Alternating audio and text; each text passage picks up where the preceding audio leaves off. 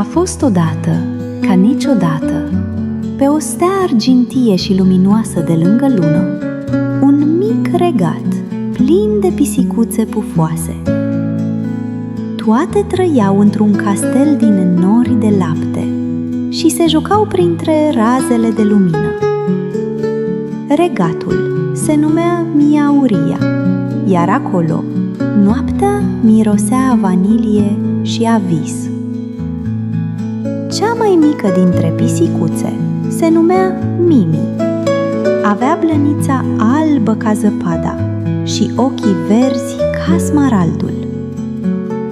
Mimi iubea să se urce pe lună și să privească pământul. Îi plăcea să vadă copiii dormind și să le trimită vise frumoase cu lăbuțele ei magice. Într-o seară, Luna i-a spus cu voce blândă: Mimi, un copil de pe pământ nu poate adormi.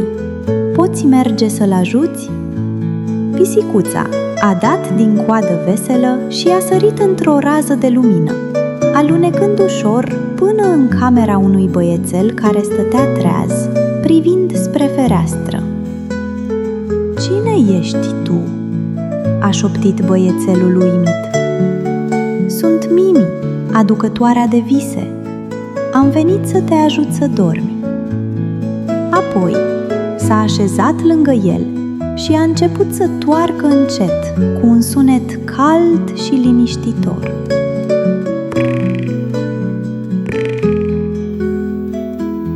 Fiecare tors era ca o undă de lumină moale care aducea pace în inimă.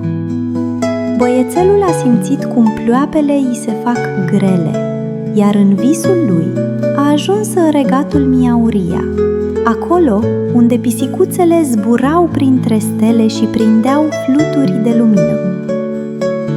Mimi i-a arătat toate locurile secrete: grădina laptelui cald, lacul cu reflexii de lună și turnul somnului dulce. Când visul s-a sfârșit, copilul dormea liniștit, cu un zâmbet pe chip.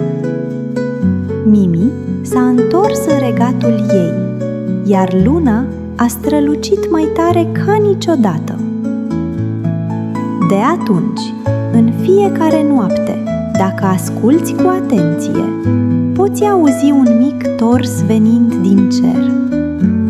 E Mimi, pisicuța viselor, care veghează să ai somn ușor.